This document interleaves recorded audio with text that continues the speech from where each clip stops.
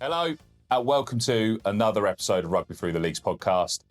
This one is the second to last in the series, so we've saved the best till last until the next big announcement that's going to come out after this one. But we are here with two of the masterminds behind the Aegean Rugby Festival. Sadly, we couldn't make there this year due to multiple factors in my personal life, unfortunately.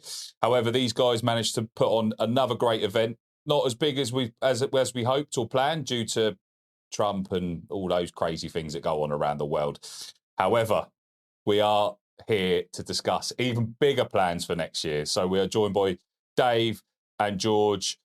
Gents, for those that aren't fully aware of who you are, do you want to do a little introduction each? Obviously, probably best start with George. You are effectively the main man that actually spoke with me to get the conversation underway and how we ended up here, really, mate. I am George. I've been playing rugby for many years. I stopped playing about 10 years ago. And since then, we developed a business around sports tourism, of which in 2021, I think, we built the first Aegean Rugby Festival, hosted. And then my partner and I, Mike, who can't make it today, was in retrospect building part of rugby community also. But in retrospect, we were building on a vision of bringing rugby as an international level event with all its plus and minuses, whatever, at the time, and then start building year after year so that something can develop into Greece. And why not use Greece as the main platform, whether the beach, et cetera, and introduce that as another event around Europe. So yeah, we built this event about 5 years ago. Last 2 years prior to this year, we brought in David into the equation. David is a fantastic Scotsman, to keep it at that. And so we have built a really cool team between us. It's actually a big team, but the main guys that are on the operations are David, Mike, and myself. 2 years ago, we introduced beach volleyball to the event. So that's why it became Aegean Sports Festival instead of just Rugby Festival. It's still, in essence, 3 different parts. As an intro, I think that's all right. And then we could keep going. David. As George has said, I joined about 2 years ago. We both play at the same club. I came on to help out with the logistics, with the rugby bits and trying to bring in, try and make it a bit more international. Last year, we had a huge tournament, which went fantastically well. The idea was essentially to create rugby here in Greece. So we can improve the level of rugby here and sport, as well as showcase how amazing Greece is. Everyone knows Greece is a popular tourist destination. Now let's make it a sport destination too and combine together. 100%. And obviously I stumbled across the development of Greek rugby. I know there's obviously been many factors of Greek rugby being what Greek rugby's developed over the years, and now the re-entry into Rugby Europe. Obviously, we had Eleni on who discussed that level of it. From a federation point of view, you guys are on the ground as well. Obviously, Eleni is, but you guys on the ground, the development of Greek rugby, because you both are at Attica Rugby, correct? Mm-hmm. So obviously, great club. Obviously, had a really good run in the tournament this season as well. But Dave, you're also part of the development of the youth setup as well. How is Greek rugby thriving underneath the reinvention of Rugby Europe and that sort of involvement again? I would say, at least from my standing point as a foreigner, because as you could tell by my delightful voice, I am not Greek at all. It's in its early stages. It's slowly developing. It's got to take its small hurdles as a small federation, emerging nation, and working from that. It has been lucky that it has developed from clubs that were there under the previous regime. And that's how Attica is kept going, because it had that foreign base. It had all the expats still there and their kids playing rugby. And that's essentially how it's been going. Is the academy went really well this year. We went to Monaco for the 5th year, I believe, running. And it was the first time we won games. We didn't come last in the tournament, which shows that there is development in these kids. And Greece, sporting-wise, as I've seen, there's potential here. It just needs to be a bit more nurtured, and it needs to take time. As they say, Rome wasn't built in a day, and it's slowly getting there. It's getting better and better, little by little, and that's all you can ask for. George, obviously, events like this, it's not just, it's a proven model around the rugby setup as well. So a lot of rugby nations have had events like this. How crucial is this to help the current term of rugby in Greece and the long-term development of it as well? What was that your main focus of trying to help bring that one focal event to Greek rugby and say, right, we can develop this out and this is how it cascades down? Well, the vision was and still is to make this a world-renowned event and destination place for everybody. I mean, if you think about it, if the event goes well, and we've been investing, this is going to be the 6th year, hopefully coming into 2027. This is something that local teams can benefit. This is something that we're in development with, introducing the youth division. We'll talk about that later for 2027. And this is something that can be, besides, this is why we didn't call it a tournament, or we didn't call it games, or we didn't call it, it's a festival. So a festival has that aspect to it. It's competitive, surely. It's also fun to be there, and it's also family-based, if that makes any sense. So you're there with your family. I mean, 15 blokes coming in to have a nice weekend party. Yeah, that's still a family.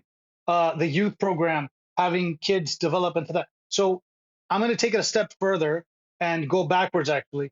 Our development through the Greek Federation has been excellent. I mean, we've had very good relationships with them.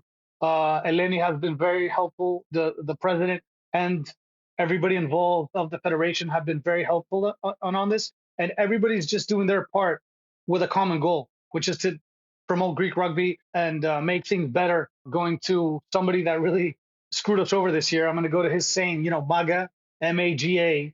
We're going to say, make Greek rugby great again. That's the idea. So I think we all share that common goal. Yes, we might be members of a local club. Yes, we might be members of Greek community, et cetera, et cetera. The people that are going to get going further are the guys that are going to want to make Greek rugby great again in every different level, right? Ours might be that tournament. Somebody else might be their local team. Somebody else might be the national team. So everybody's trying to do their thing, but collectively it's going to be something bigger, that we should be looking at.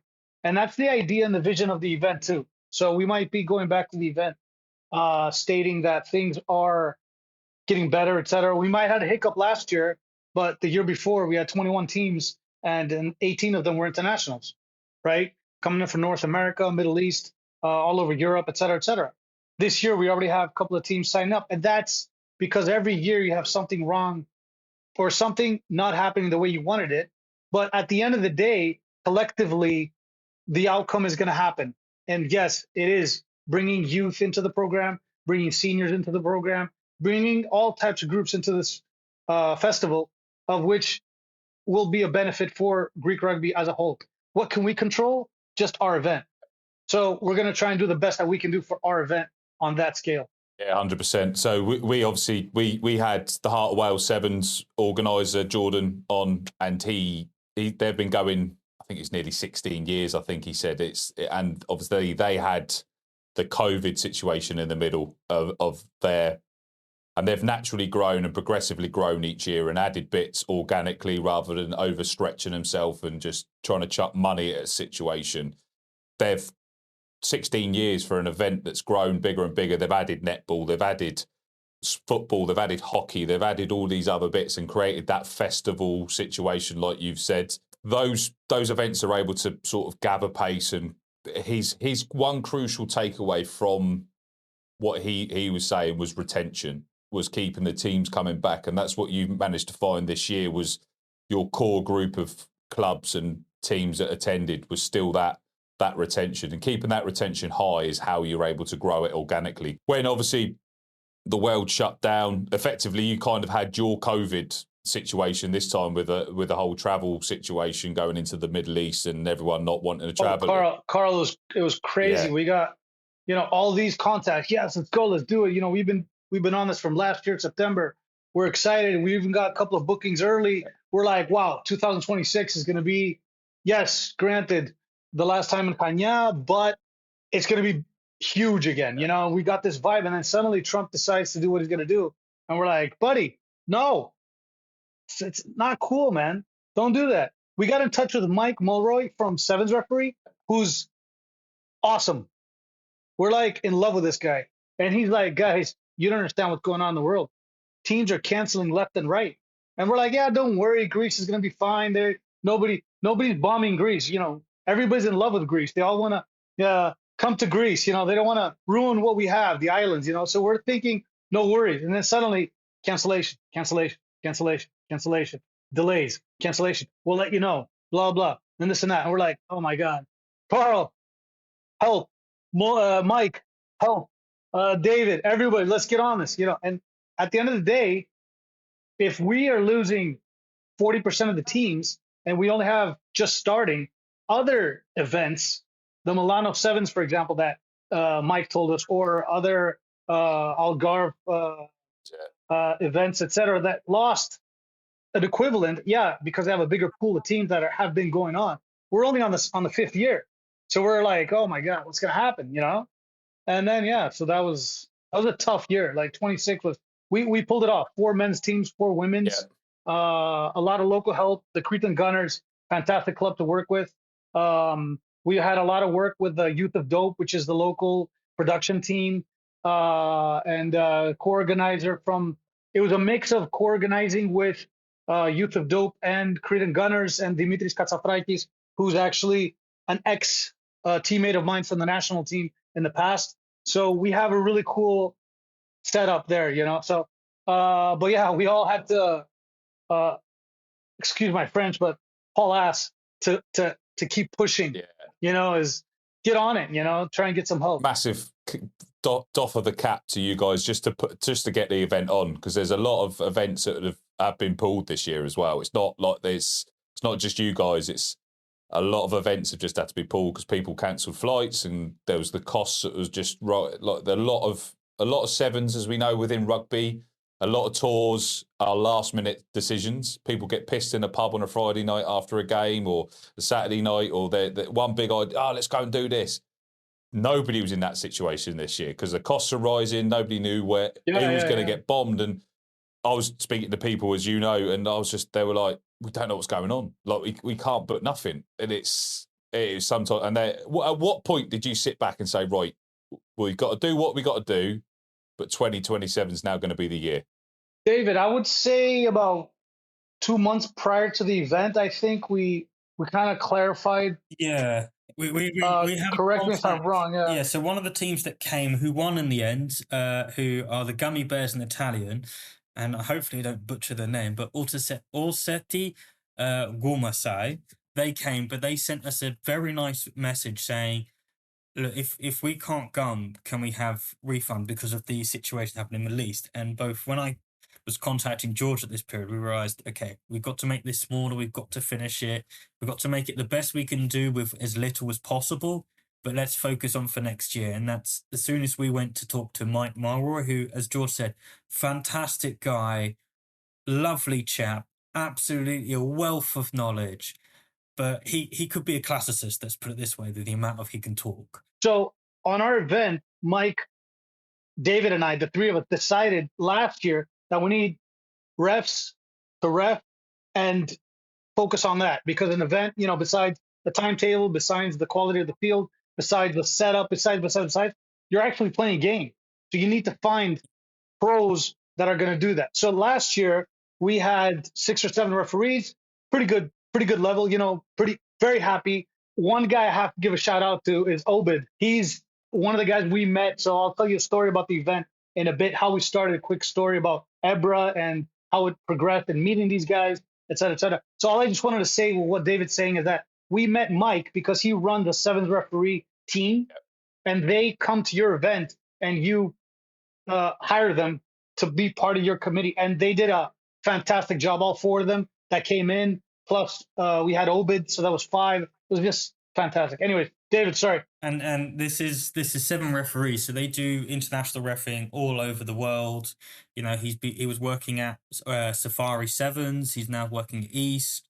He does various. There's the logo there, and a wealth of knowledge, been fantastic help for us and actually tournament planning, because every year we learn something new, and we're open-minded enough to have that flexibility to listen to new ideas, and he's been a wealth of knowledge. The referees that they brought this year were amazing, professional, but kept it friendly. And what more can you ask from a team of refereeing? Because as George says, you can have all the teams in the world, but if your referee's rubbish and he's not consistent, that makes the game not worthwhile. I'm sure you had the same back in, unfortunately, the low levels in English rugby.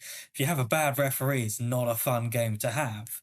And the feedback we got from everyone was the referees were pretty good. They kept the game flowing. It was enjoyable. And what more can you ask for? Seeing everyone's smiling faces from this year's, even though it was a small tournament, everyone was really happy. Everyone was enjoying it.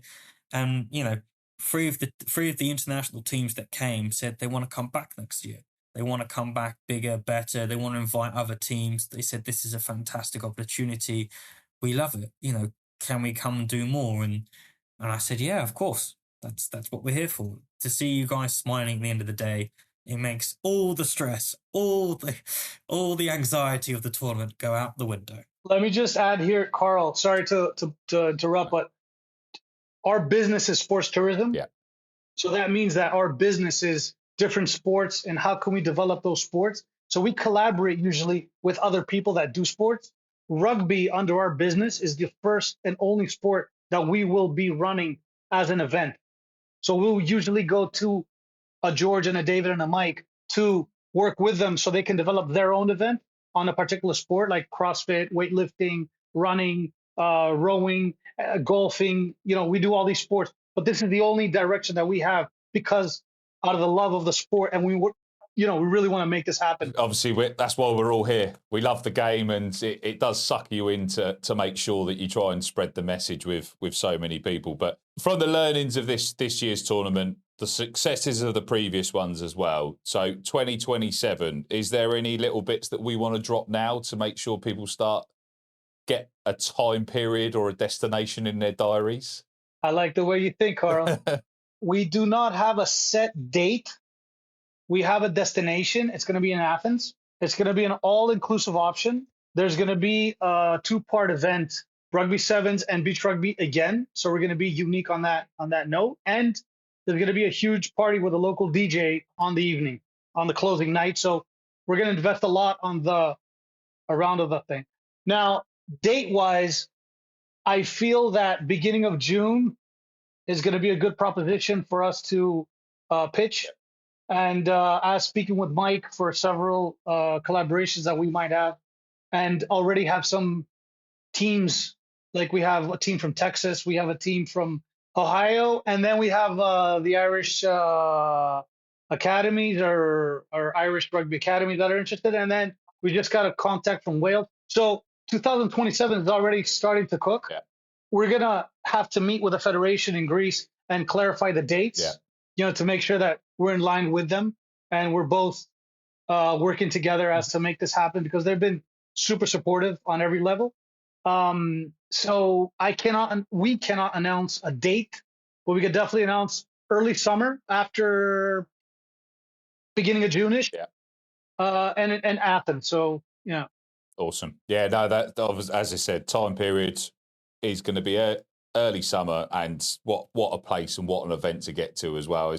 I've already got multiple teams ready for once we get that sort of save the date ready. It's going to be massive. So we're looking at adding sort of more international teams. You said about the youth setup coming through as well. What's the plan with that as well? Because that must be a real hard balance to find a week. So when I spoke to the Heart of Wales Sevens lads, like they get the kids there for free during the day, not for like players, but like for a family event feel. But then after 9 o'clock, get your kids out of the way because it's a Sevens festival, and that's when the fun for the adults begins, shall we say? Carl, I'll be honest with you. That's the dilemma. Yeah. Is that where do you situate the youth and where do you situate the party? Yeah. So do you have a party for the youth? So that's the logistics part and the operational that we're gonna have to find. And it all depends on the location that this is gonna happen. Yeah. Can you have an independent area where you do each? But the whole idea with youth is just to get 4 or 5 teams to start off. The thing we like about youth is that there's a bigger umbrella of people that are involved. For example, you have kids. I have a 2-year-old, so he can't really play rugby yet, maybe in a couple of months. But your kids, for example, you would come as a family, and besides the fact that you are 4 people instead of 2 coming to the event, you know what I'm saying? So it's not just your kids, which if they were 18, it was just the 2 of them. Suddenly it's 4 people, which is great. But then you get a different approach to the whole event. Yeah. You know, you get a different feeling of, oh, wow, there's more families involved. There's more people. That's what we want to invest more into that. Of course, we want to also introduce the whole big party, make it happen for the older boys and girls, and make sure that they have a good time.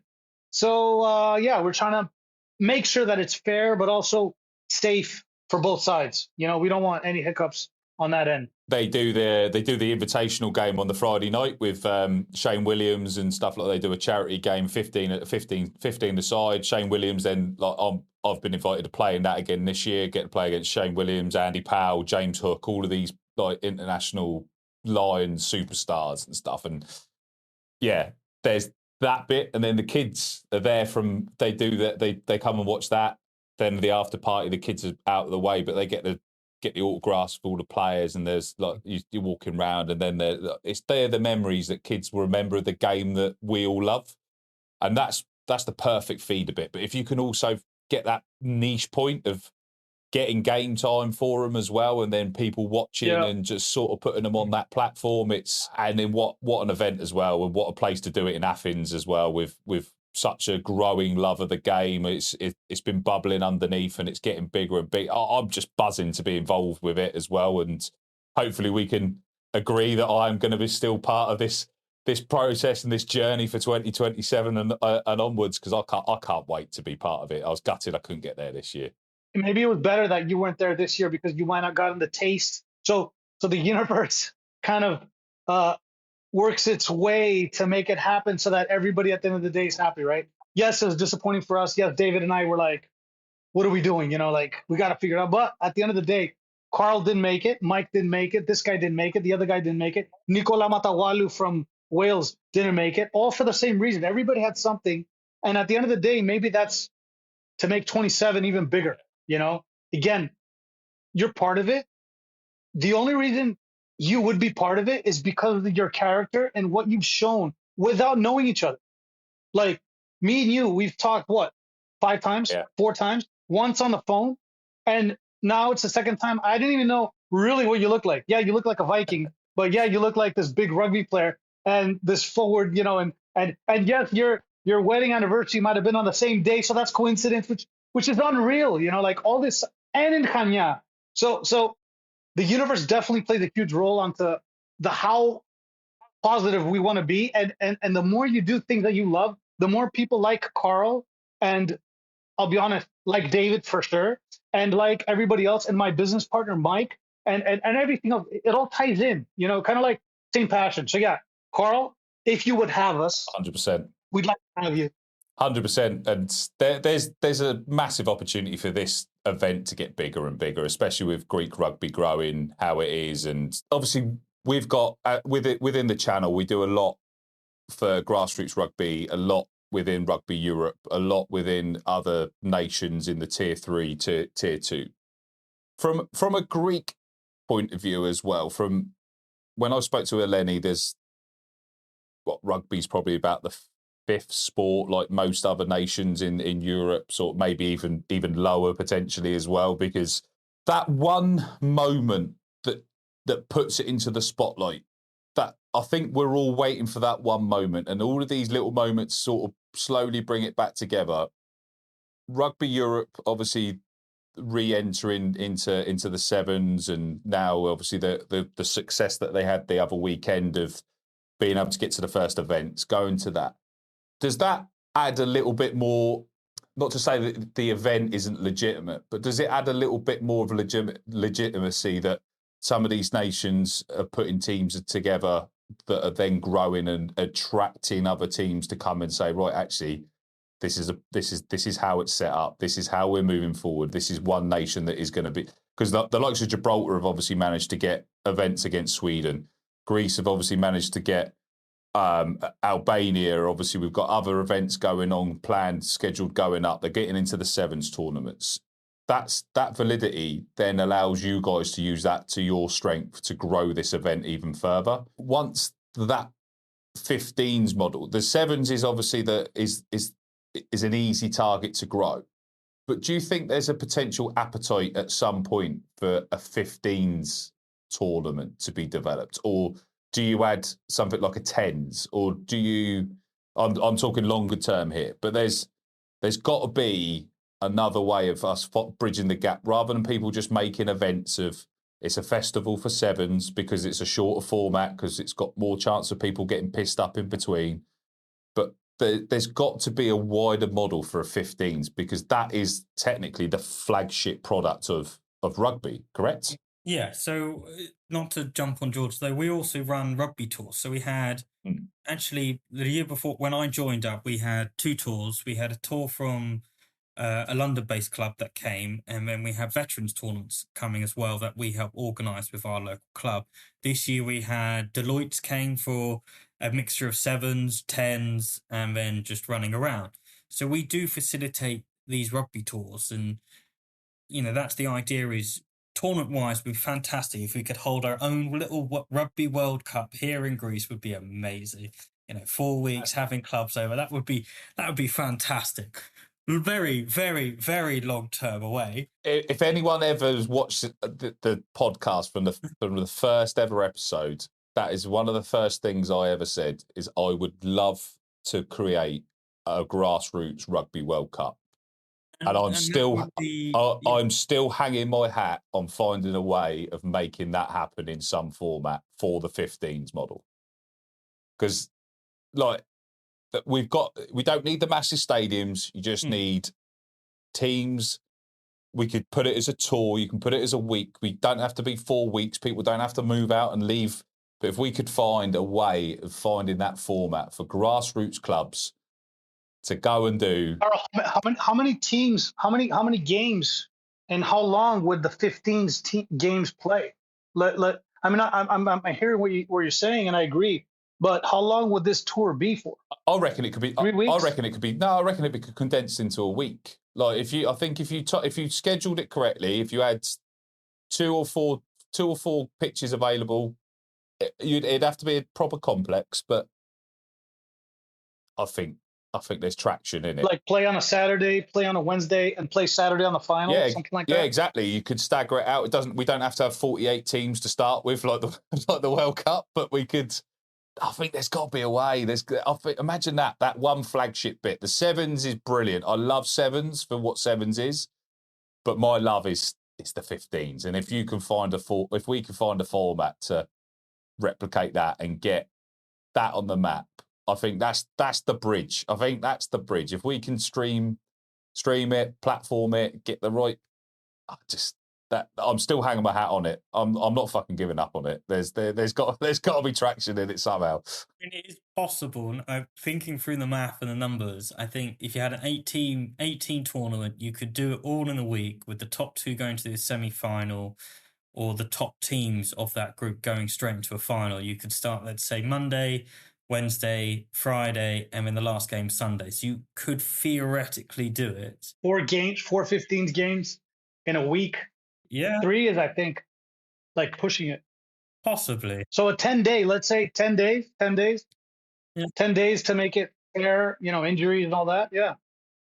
That's not a bad idea. I mean, you could always tie that around an event also, right? Exactly. That could be the pinnacle of the event, and the parties on Saturday when the 7s finishes and the beach rugby finishes. And then week prior to this, or 10 days prior to this, you could have that. Carl, we're all about these awesome ideas that you have. As a forward, I'm very well impressed. Wow, you're exceptional. I can read and write is probably the amazing bit. Like full sentences and everything? Yeah, rather than shouting and pointing and stuff. Yeah. Wow. I sometimes use a full stop as well, but... I'll tell you a story. You said something about Andy Powell earlier. Yeah. So I used to play for the national team, right? And our peak was coming in 4th in Europe. But back then, It was just one group. Like everybody was playing everybody. So little old Greece was playing against Russia, Ukraine, Spain, Italy, all these nations, right? And they were just like, first year pummeled, second year, blah, blah. At some point, we got good, right? We got We got really good and competitive. So we came in fourth, right? So prior to that year, we're in Georgia, and Wales is there. And we're kind of like, all right, cool. Everybody, we're like normal sized, right? We might have been a lot more muscular than we are now, but nothing compared to these guys on other teams. And suddenly Wales shows up, and we're like, who is that guy? This monster of a man walks by me, and I'm like, dude, who is this guy? Like, why is he even on the field? His shoulders were like coming out of his like neck. I never seen anybody, and I'm like, yeah, it's just a typical, because when we played against Ukraine, for example, they were like 185, all of them, about 100 kilos each one of them, but they weren't technical. They were just powerhouses. So we had that, and then this guy comes in, and at the time I grabbed this guy from Georgia actually, and I go, I forget his name. I go, dude, who's that guy? And he goes, that's Andy Powell. He's on suspension from the Wales team for driving a golf cart on this event that they went, and he got really drunk, and they punished him, and now he's gonna have to play sevens. I was like, oh my God, please let's not play against him. That's just my only. I don't want to play. This guy's. So watching him play sevens was the funniest thing, because he's like gigantic as a person. You've seen him probably, yeah. And you could confirm on what I'm saying. And he's grabbing the ball with one hand, and it looks like a real tennis ball, right? And he's just going like this and just kind of like launching it left and right while people are trying to tackle him. And this is like top level, right? So this is completely. I was like, oh my God, thank God, Ingrid, you do your cross. Thank God we didn't play against him. Yeah, he's still got it as well when he was running around, and they're the ones as well that you make names, and you get those guests to events, and people like Jordan from the Heart of Wales Sevens. He said, I think it was about maybe year 7 or something like that of their events that they managed to get the first celebrities or local like legends effectively, and he said the amount of messages he gets from parents or from kids that have said, oh, I managed to get my shirt signed by Shane Williams, or I managed to get this done and stuff like that. He said that also added legitimacy to the youth level coming through as well, because that's the hard balance of just it being just them being there because of the parents, or them there being able to meet sort of legends and stuff like that. And Greece has obviously got its own group of legends. Obviously, I managed to call out Adonis when I managed to find his photograph in the first ever post I did about Greek rugby, and Lenny said their messages that she got after I called him Adonis. I can't remember his name, and I'll probably badly butcher his name as it is, because I know even who's this? He was a prop. Black long hair.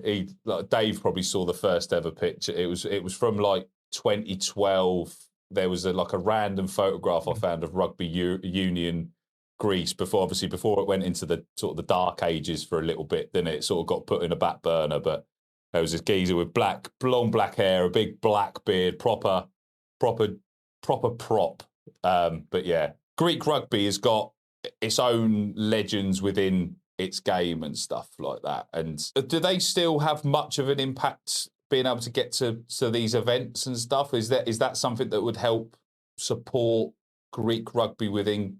Because we've spoke about this, Dave, as well, is having Greek rugby put on the map with a Greek content creator, somebody that sort of, obviously I love flying the flag for it and help trying to grow it. But does somebody on the ground being able to speak Greek, do you think that that's a way of turning what is a light interest into something that's able to be more accessible to the public?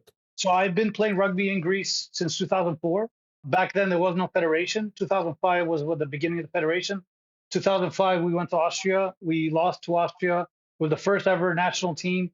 Since then it was just building and building and building. 2012, I think, whatever it was, there was a big, let's call it misunderstanding, to be honest. In general, in Greece, what has happened is there's a lot of love for the sport. There's a lack of proper leadership at every level. There's a lack of leadership going forward. What's the direction? And that doesn't bring the unity that's required for long-term progress, right?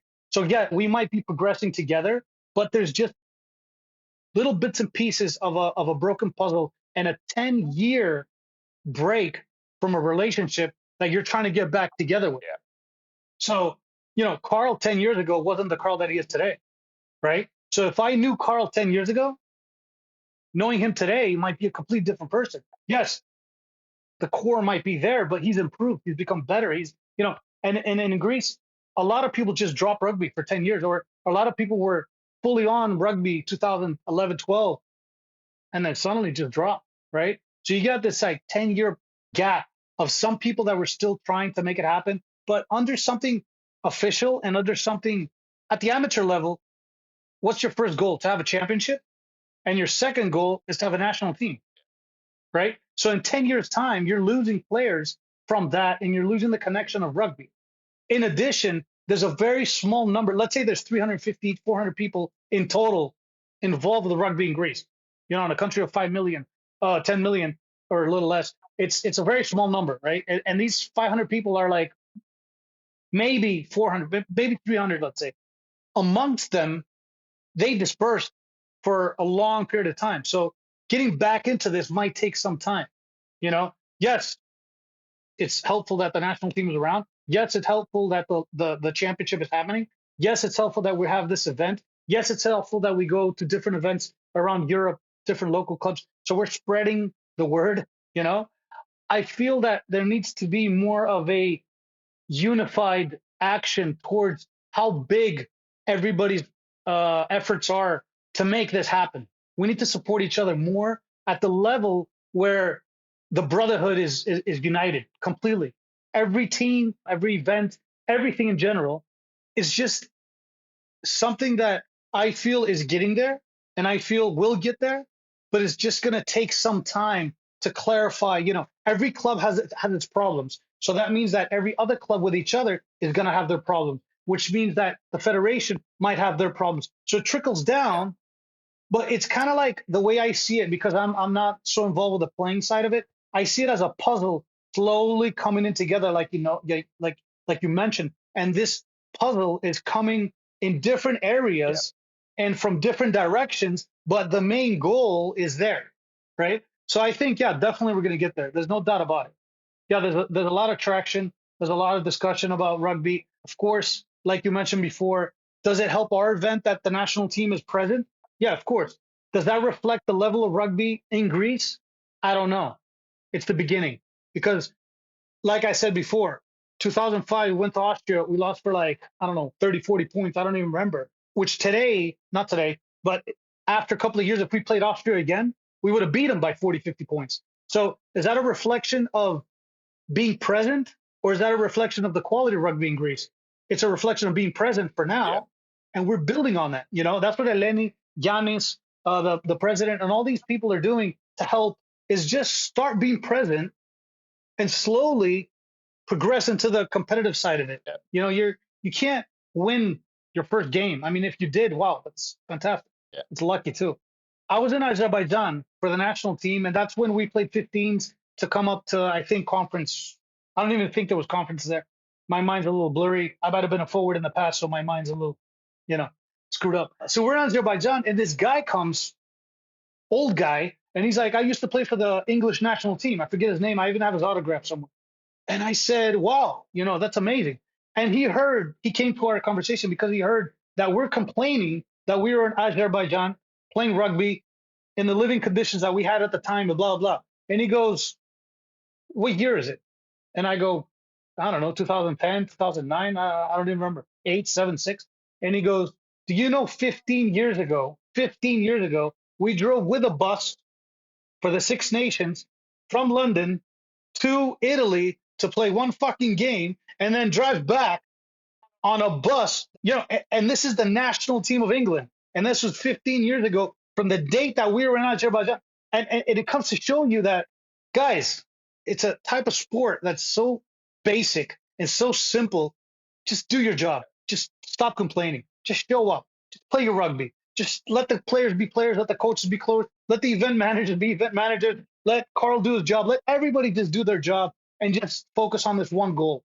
Get rugby moving, And on a side note, because you said something about celebrities and whatnot, we're really lucky. So I got to give a shout out to Rania Kuchiku. She's the coach of the Cretan Gunners, and she has been in rugby, and she was in Wales studying, et cetera, et cetera. And now she's the coach, and with my friend Dimitri Katsafrakis, who have the Gunners, et cetera. She gave us the contact of Nicola Matawalu, who was studying in her university. Nicola has the same, he's a Fijian, you know who he is. He's been on the pod. Olympic, been on the pod.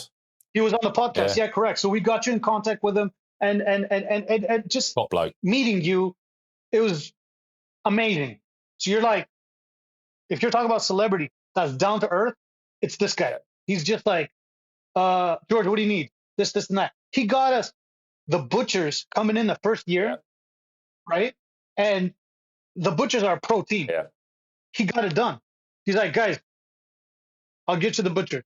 They came. It might cost a little more for them to be here, and we all had to find a way to make it happen, but they were here, right? So a celebrity, yes, is a celebrity, but in rugby, a celebrity is different because he brings in a value of to what your cause is. Exactly that. He's not looking at, I'm Nikolai and I'm going to showcase my stuff. He even played beach rugby against some of the teams. You know, think about it. You're like a pro, still a pro player playing beach rugby in our event in Greece with nothing to win. Literally, no gains, nothing, just for the love of the game, you know? So, yeah, we're really lucky with that. And we also had last year, what was his name, David?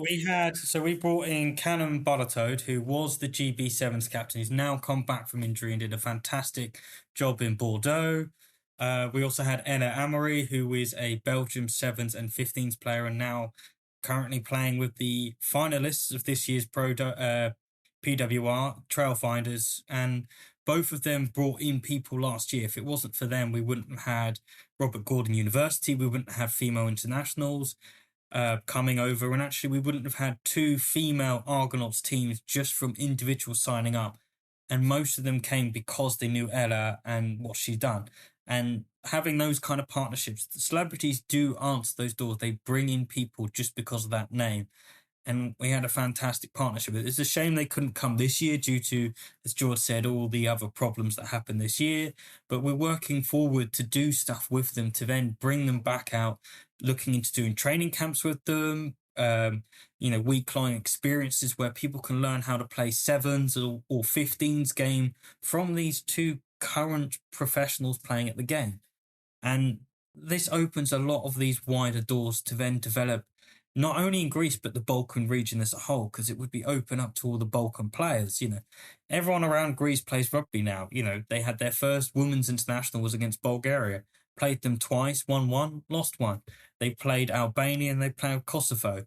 And it's that, as George says, is being present, but now you're being present, let's slowly develop there. What can we do is we can try and bring in these people to try and help out, ease the burden on the federation so they can handle on the day-to-day stuff while we can handle other bits, and working together for that common goal as the greater good of Greek rugby, let's say. But that's the problem. Everyone says, everyone's got an opinion. It's those people that action those opinions and try and help support the cause. Everyone, rugby's got that major issue with everyone's a Sappuccino. Everyone loves to have a whinge and a moan, but until it actually comes to putting your money where your mouth is or putting your actual effort where your mouth is, that's the difference between rugby celebrities and stuff like that. Because a lot of people can talk a good game, but they all want money up front rather than just let's make sure it happens. Let's make the greater good of the game, and the rest of it will come together because we've all got a common goal. And that was obviously when we had our conversation, George. It was the case of let's make it happen. The rest of it will all come together because we're doing it to make sure this game grows. And rugby's at a point; it's either sink or swim, and we're. It's not just in Greece. It's just the whole commercial element of rugby. And I think the way that we want to package it up, the way we want to try and make sure that it's accessible to everyone, because everyone talks about how the game is for everyone. The game isn't for everyone. The game's open to anyone because we will let anyone come and play it and look after you and you become part of the family. But some people just aren't built to play rugby because they don't like getting the hits. But we've adapted the game. You've got touch, you've got beach rugby, you've got all these other variations that we, as a sport, for the good or the bad, however you want to view it, we've made the game accessible to every person in some format, whether it's contact, whether it's walking rugby, whereas a lot of other sports, if you're not physically able, go find another sport. But we move heaven and hell to make sure that people can come and play the sport in whatever format. And we've now just got to bundle that into the package that is consumable for people outside of the game that we love. And these events, even if you don't want to come and play, just come and watch the event, because the rugby will be amazing. The atmosphere, you will make friends that you don't even like. You normally go on holiday, you make a friend on holiday, and then you never text them again. With rugby, you got no choice, because they'll usually text you.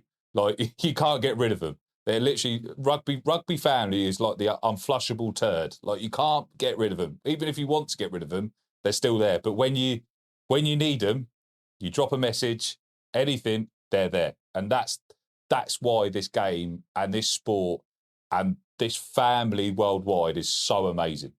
Yeah, definitely. I agree with you 100%.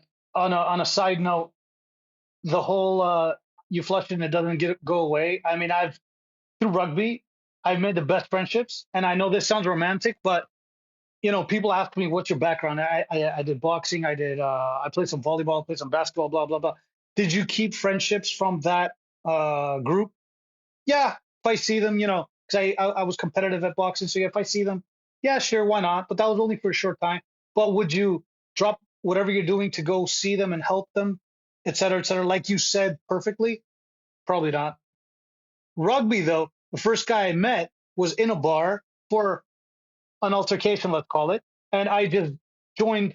I was in the middle of it, and I kind of joined. And that's how we kind of met this guy. And this guy, to today, is still the guy that I will call and say, "Hey, how are you?"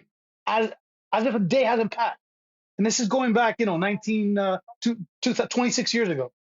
You know what I'm saying? Like, it's something that's just, I can't explain it in other ways to people that haven't played or haven't been part of this. And then I'm going to throw in something for the event. We're aiming for touch rugby to also be part of our event. So besides youth and seniors, et cetera, touch rugby will also be in some aspect part of this event. And we're going to try and focus on that also. That was just a side note of what you're saying. Yeah. I think it's a great way of getting that buy-in from other angles. I'm not built for touch. Like, it's not physically, it's not in my forte. But there are some for some people. You don't like to touch, or they don't like to touch you, or both. To be fair, it's the stopping. That's the issue. Like, everyone's like, "Why have you not stopped instantly?" I just can't. My physical ability is not to stop.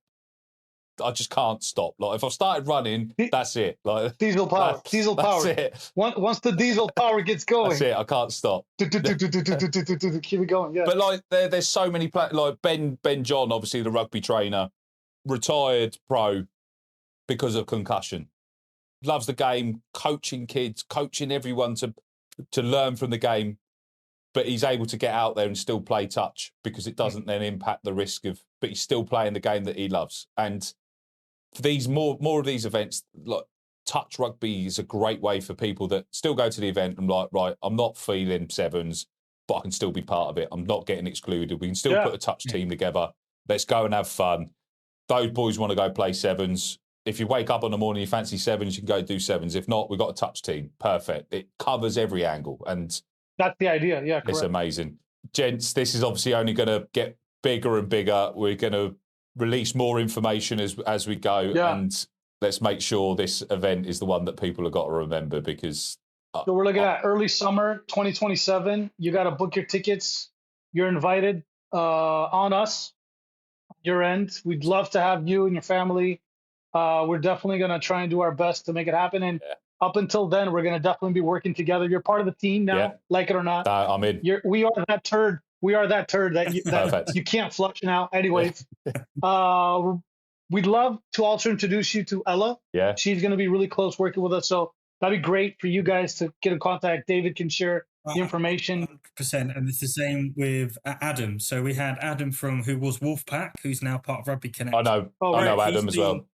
He's been Already deal with him. fantastic with us, Top been bloke. really good pushing teams Oh, yeah. with us. And actually, he was also helpful in touch ideas and how to work it. And he, again, Yeah. as George says, as you put, is that, okay, I'm going to use a little bit more colourful language. It's the friend that you always know will always be there. And from the people that I've met playing rugby all over Europe, I'm still connected with them. I'll message them, say, look, what, you up for something? I'm here for the weekend in Bratislava or in Den Haag. Do you want to meet up? And they're like, yeah, totally. And that's the beautiful thing about rugby. It is a sport of thugs played by gentlemen who just want to do it for the love of the game. And that's the important thing, to play, enjoy, drink, eat together, and possibly wake up in a ditch together after a good night out. Standard. It's usual. It's a usual Saturday night anyway for the good old times.